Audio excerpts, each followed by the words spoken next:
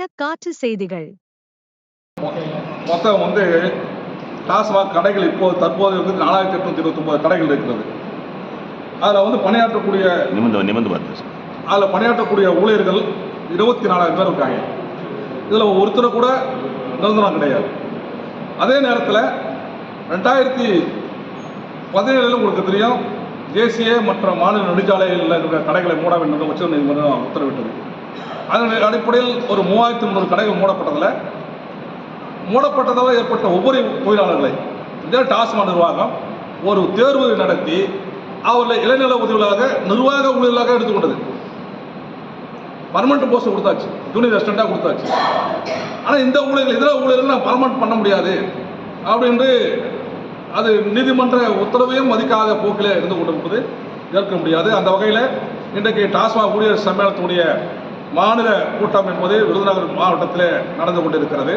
இந்த கூட்டத்தில் நாங்கள் இந்த அரசாங்கத்திடம் வலியுறுத்துவது என்பது, இந்த ஊழியர்களுடைய பிரதான கோரிக்கைகள் என்பது பணி நிரந்தரம், அரசு ஊழியருக்கான சம்பளம், இதர அரசு ஊழியர்களுக்கு வழங்கப்படக்கூடிய வீட்டு வாடகைப்படி, நகர ஈட்டுப்படி, மலைப்படி உள்ளிட்ட பண பயன்கள் சார்ந்த அனைத்தும் இந்த ஊழியர்களுக்கு வழங்க வேண்டும். அதுபோன்று விற்பனை அடிப்படையில் கடைகளுடைய ஊழியர் எண்ணிக்கை தீர்மானிக்கப்பட வேண்டும். சுழற்சி முறையில் பணியிட மாறுதல் செய்யப்பட வேண்டும். தவறு செய்யக்கூடிய ஊழியர்கள் என்று தவறாக இந்த ஊழியர்கள் மீது ஒரு கண்ணோட்டம் உருவாக்கப்பட்டிருக்கிறது. கடைகளில் கண்டறியப்படக்கூடிய குற்றச்சாட்டுகளுக்கு, குறைபாடுகளுக்கு ஊழியர்கள் மட்டும் பொறுப்பாக்கக்கூடாது. அந்த மாவட்டத்தை நிர்வகிக்கூடிய மாவட்ட மேலாளரும் அதுக்கு மேலே இருக்கக்கூடிய அதிகாரிகளும் இந்த கூடுதல் விலை பிரச்சனையில் அவர்களும் இதில் ஆதாயம் அடைந்து கொண்டிருக்கிறார்கள். ஆகவே ஊழியர்கள் மட்டும் நீங்கள் நடவடிக்கை எடுப்பது என்பது அது பொருத்தமற்றது. ஆகவே அந்த ஒரு மாவட்டத்தில் ஒரு பிரச்சனை உருவாகிறது என்று சொன்னால், கடைகள் குளறுபடி ஏற்படும் என்று சொன்னால், கடை ஊழியர்களும் கடை நிர்வாகத்தை கண்காணிக்க தவிர மாவட்ட மேலாளர் மீது நடவடிக்கை எடுக்க வேண்டும் என்பது நாங்கள் கோரிக்கையாக வைக்கின்றோம். அதுபோன்று அரசு துறைகளில் இன்றைக்கி பணி ஓய்வு வயது என்பது 60ஆக உயர்த்தப்பட்டிருக்கிறது. ஆனால் டாஸ்மாகில் மட்டும் இந்த ஊழியர்கள் 58 வயசோடு ஓய்வு பெறக்கூடிய நிலைமை இருக்குது. ஆகவே இதர துறைகளில் இருக்கிறது போன்றே டாஸ்மாக் ஊழியர்களும் 60 வயது ஓய்வு வயது என்பது தீர்மானிக்கப்பட வேண்டும் என்பதை நாங்கள் வலியுறுத்துகின்றோம். அதே போன்று இன்றைக்கு end to end billing system என்று கொண்டு வரப்பட்டிருக்கிறது.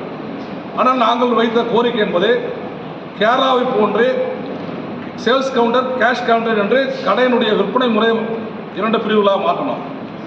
இப்போ இவர்கள் கொடுத்துருக்கிற பில்லிங் சிஸ்டம் என்பது QR கோடு என்ற முறையில் நீங்கள் ஸ்கேன் செய்து அதுக்கு பிறகு வரக்கூடிய பில்லை பயன்படுத்தி வாடிக்கையாளரிடம் தொகையை வாங்கி பில்லையும் இந்த பாட்டிலும் கொடுக்கக்கூடிய நிலைமை வருது.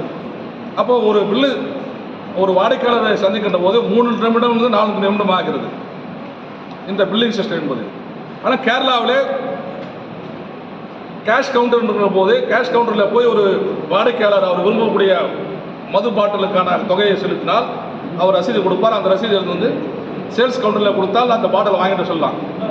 இந்த முறையை நாங்கள் எதிர்பார்க்கின்றது. ஆனால் இன்றைக்கு டாஸ்மாக் நிறுவனம் அவசர கூடத்தில் இந்த பில்லிங் சிஸ்டத்தை கொண்டு வந்திருக்கு. அதுவும் மத்திய அரசு ரயில் டெயில் என்ன சொல்லக்கூடிய நிறுவனத்திடம் ஒப்பந்தம் போடப்பட்டிருக்கு. ஏன் தமிழ்நாட்டுடைய எல்காட் நிறுவனம் இருக்குது. தமிழ்நாடு அரசுடைய எலக்ட்ரானிக் உற்பத்தி செய்யக்கூடிய நிறுவனத்தை வைத்துக்கொண்டு மத்திய அரசிடம் ஏன் இந்த ஒப்பந்தத்தை போடணும்? ரயில் டெயில் நிறுவனத்தில் ஏன் ஒப்பந்தம் போடணும்? 294 கோடி ரூபாய் மத்திய அரசு நிறுவனத்துக்கு ஆதாயம் அடையக்கூடிய நிலைமை இப்போ டாஸ்மாக் உருவாகிறது. எல்காட் நிறுவனம், நம்முடைய மாநில அரசு சொந்தமான எல்காட் நிறுவனம் இந்த எலக்ட்ரானிக் பொருட்களை உற்பத்தி செய்யக்கூடிய நிறுவனத்திற்கு அந்த ஒப்பந்தம் கொடுக்காமல் மத்திய அரசு நிறுவனத்துக்கு கொடுத்திருக்கிறது. இந்த எண்ட் டு எண்ட் என்ற இந்த பில்லிங் சிஸ்டம் என்பது நடைமுறை சாத்தியமற்றது என்று நாங்கள் கருதுகிறோம். அதே போன்று காலிபாட்டில் திரும்ப பெறும் திட்டம் ஒன்று அறிவிச்சிருக்கிறாங்க. எங்களுக்கும் சமூக அக்கறை இருக்கிறது. பொதுமக்கள் வயல்வெளிகளில் காட்டுப்பகுதியில் குடித்து விட்டு போகிற பாட்டில்களால் வனவிலங்குகள், மனிதர்கள் பாதிக்கப்படுகிறார்கள். இந்த பொதுநல வழக்கிலே சென்னை உயர்நீதிமன்றம் கொடுத்த உத்தரவு என்பது வரவேற்கத்தக்கது. ஆனால் டாஸ்மாக் நிர்வாகம் அந்த பணியையும் இந்த டாஸ்மாக் ஊழியர்கள் செய்ய வேண்டும் என்று நிர்பந்தம் செய்கிறது. ஒரு வாடிக்கையாளர் அவர் வாங்கக்கூடிய பாட்டில் விலையோடு கூடுதலாக 10 ரூபாய் சேர்த்து கொடுக்கணும். அவர் அந்த மதுவை அருந்தி விட்டு காலி பாட்டில் கொடுத்தா அந்த 10 ரூபாய் திருப்பி தரணும். அவர் கொடுக்கின்ற போது அந்த பாட்டிலுள்ள அசுத்தத்தன்மை, சுகாதார கேடோடு வருது.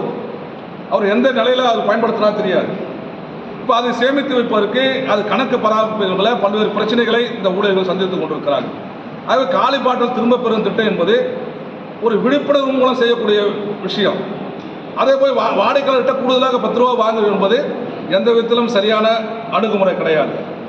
இதே மகாராஷ்டிராவில் புனே மாநகராட்சி, அந்த மாநகராட்சி எல்லைக்குட்பட்ட பகுதியில் பிளாஸ்டிக் பாட்டில்கள், காலி பாட்டில்கள் வருவது, அதுக்கான ATM மிஷின்கள் உருவாக்கினது.